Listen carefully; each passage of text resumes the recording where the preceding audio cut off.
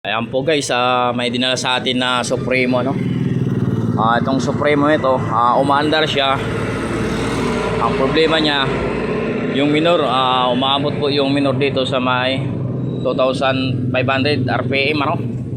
Yan po yung problema niya dahil mahirap i-start at walang starter. Yan. Lumalagatik lang yung starter, ano?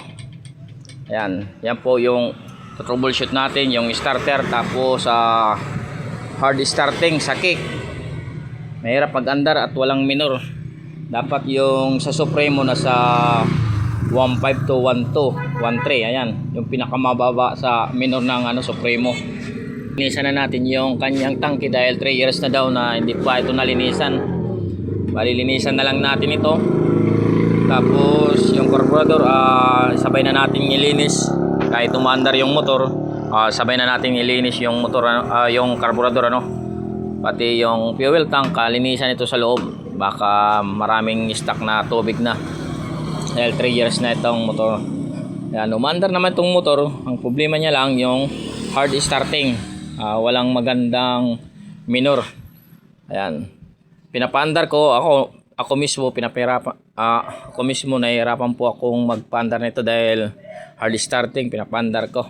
Subukan ko muna, i-start muna natin kung mapaandar natin dahil umaandar lang ito pag malakas yung tadyak dahil hard starting nga. Yan, hirap po yan, nahirapan tayo mag-start,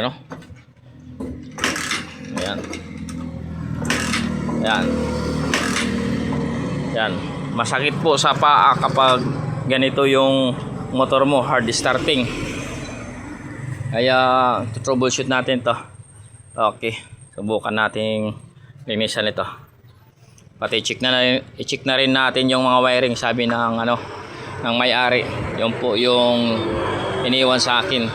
Ayan, nabuksan na natin bali yung filter, buksan din natin ito para malinisan. Tapos next natin yung carburetor. Ayan po guys, nabuksan natin. Isa ito sa dahilan na mahirap andarin yung motor na Supremo kapag madumi na yung kanyang filter, bali ito, papalitan natin ito sa may-ari, or mag DIY na lang tayo. Lagyan natin ng foam dito. Okay, next natin itong carburetor. Ito yung carburetor na linisan ko sana, kaso yung kanyang sa air jet, ayan, hindi na makuha kaya hindi malilinisan yung sa loob, bali mag-replace na lang tayong bagong carburetor, sa mga carburetor, ito po yung ginagamit ko.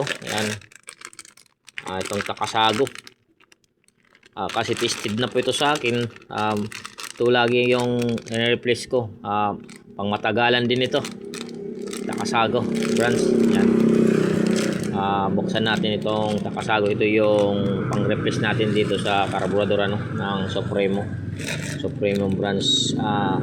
Supremo, ito po yung pang replace natin, Takasago yung brands. Tested na po ito. Ito po yung ilalagay natin doon. Ayan ang kintab ng Takasago. Ito yung pang replace natin, ayan, may enricher na siya doon sa, ayan, dito kung makita nyo walang enricher na nakalagay sa mga original na brand sa Supremo. Ito po yung pang Supremo na carbs, diaphragm type. Ito naman yung pinalit natin. Ito yung Takasago. Ayan, maganda po ito, magandang brands. Ito po yung laging pinapalit ko dito sa mga Supremo na mahirap nang ayusin yung carburetor, goods po ito, walang problema. Lagay muna natin to doon. Ayan po guys, nailagay na natin yung carburetor, bali naayos na rin natin yung kanyang starter motor. Pinalitan natin ng carbon brush, carburetor bago. Ayan, bago din yung cable wire, dito sa cable choke, yung cable choke binaguan natin kasi stock up na yung cable niya.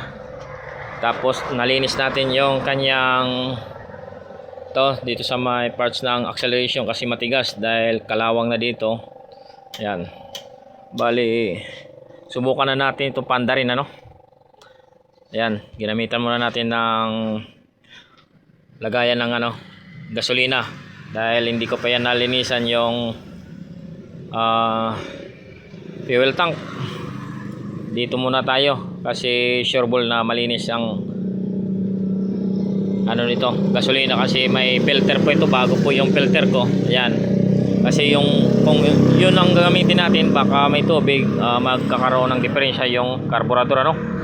Ayan, bali subukan muna natin start dahil goods na yung kanyang starter motor, ano. Yan lang ang pinalitan natin dahil yung relay goods naman, walang problema. Bali yan, subukan muna natin i-start kung one click ba. Ayan, pindutin natin. Oops,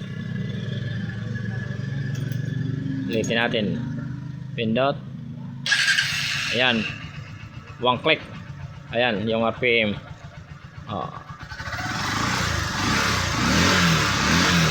Tingnan natin kung bababa.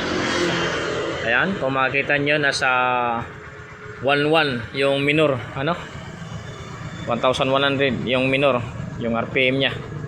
Yan, mababa po yung minor, makita nyo. Yan, goods na yung kanyang starter, Ngayon, subukan naman natin dito sa kickstarter kung one click din. Ayan, patayin muna natin, isa. Ayan, one click.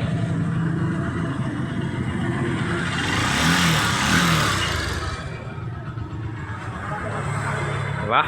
One click na lang. Wala na yung hard starting. Yan po yung Supremo na mahirap paandarin. At ngayon ay balik na lang natin ito, tapos tawagan natin yung may-ari. Dahil yung may-ari nito ay nasa parting Batag Island sa may Lawang. Doon sa parting Lawang, Yan. Ito na yung Supremo niya. Goods na ito. Yung charging, goods na yung charging. Hindi ko sa inyo pinakita pero good na yan. Subukan natin uli. Yan, subukan natin yung charging niya para ibigay natin ito condition na yung motor, Lahat chine-check natin kung goods yung sa parting kuryente, Ayan, kung nakikita nyo, 14 volts. Ibig sabihin maganda yung kanyang charging system. Yan po yung sa Supremo, 14 volts. Ibig sabihin goods po yung rectifier, Yan, umandar po yan. Makita nyo. Yan. Bali, wala na tayong ibang gagalawin dito kundi sa uli na natin to sa may-ari. Bali, yung napalitan lang natin dito yung carburetor. Yan, tapos yung carbon brush, tapos nalinis natin lahat dyan. Tapos yung mga cable in-adjust natin ng maayos, pinalambot natin dahil medyo matigas-tigas na dahil 3 taon na itong motor na Supremo. Yan, one click na yung kanyang starter. Okay, start natin ulit. Yan, one click. RPM kagad. Madali lang pandarin, hindi na hazard sa biyahe. Yan, shoutout na lang sa nanood dyan. Yan po yung Supremo.